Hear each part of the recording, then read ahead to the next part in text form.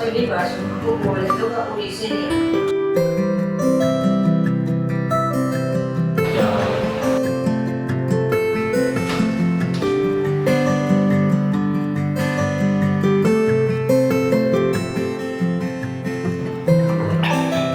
ဒီနေ့မှနေလေသိလား ဟောဒီနေ့ကကိုရဲ့9နှစ်ပြည့် anniversary နေ့လေ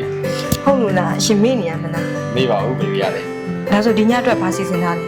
အခုမှအလောက်ကပြင်အောင်ခဏလေးနားပြရတယ်ဟုတ်ပြီလား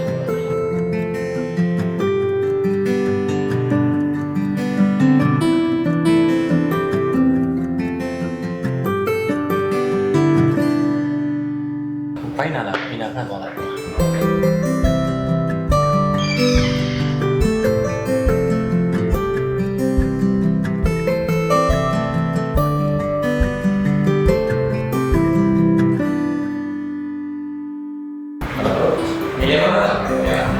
anniversary နေ့တော့လေအစီအပြေပဲဝိုင်းနေတော့မှာနေတော့ဟုတ်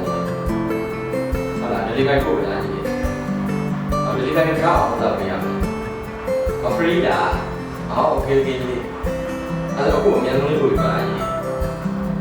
okay ပါလားကြီးဟုတ်တယ်ကိုယ်လေးစားလေး ရှိကျမမင်းနဲ့မဖြေသေးဘူးလို့ကျမဒီမှာကုန်ပြင်ဆင်ပြီးသွားပြီ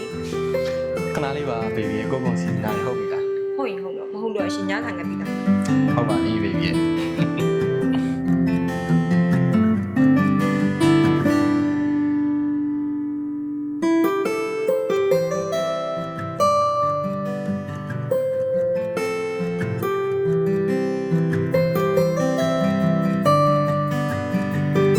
ဒီမှာလေကိုစီစဉ်ထားတယ်ဟာဒ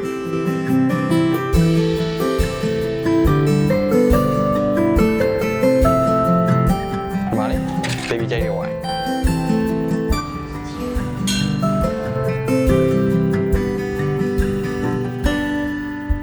မီလီယံမန်းနဲ့မှာပဲညစာလေးဆင်ပြေတော့